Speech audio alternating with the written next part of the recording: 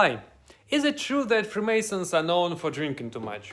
Let's talk about it today. My name is Konstantin Rubakhin and we are again in Riga with my collection of the future Museum of World Freemasonry.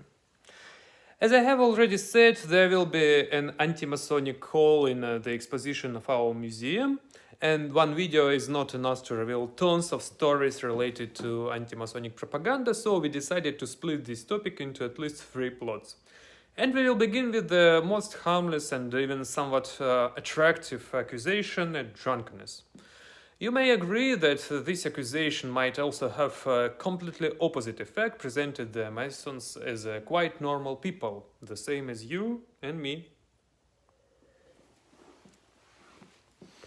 There is no successful Masonic work without agapa.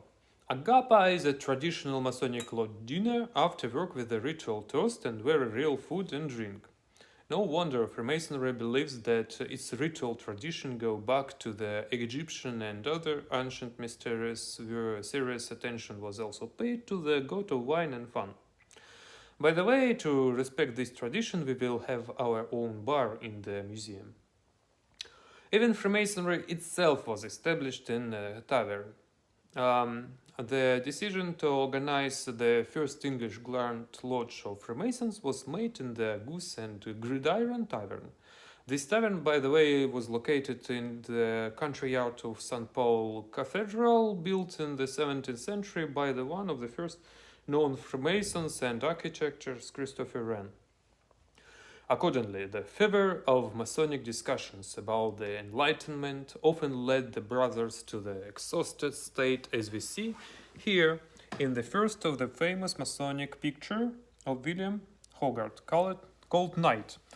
It appeared in 1738. In the foreground, a drunk Freemason, identified by his apron and a set square medallion as a worshipful master of lodge, is being helped home by his tailor. William Hogarth was a Freemason himself and, of course, knew what he was portraying. And here is another engraving, the author of which, on the contrary, knows absolutely nothing about Freemasonry.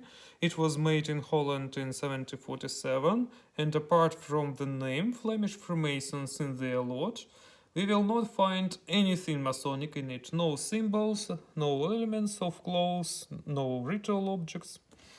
But the myth about connections of Freemasonry with taverns and alcohol, as we can see, is getting famous, and for good reason. Here are modern postcards, which also relate more to the inner Masonic humor, where the brothers are portrayed as pretty drunkards. Well, we say goodbye to you until the next release. Let me remind you that the construction of the museum has begun, and we just really need your support. Come to the museum's website, click Donate button, and help us build the only major Freemasonry museum in Eastern Europe. And to support the just described Masonic tradition, we will meet you in our bar. Bye.